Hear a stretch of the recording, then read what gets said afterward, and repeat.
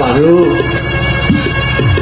সন্তানের মুখ আজ আমি প্রথম দেখলাম। পারো স্ত্রীর কথা বলছো, দুটো স্ত্রী কি পৃথিবীতে কারো নেই?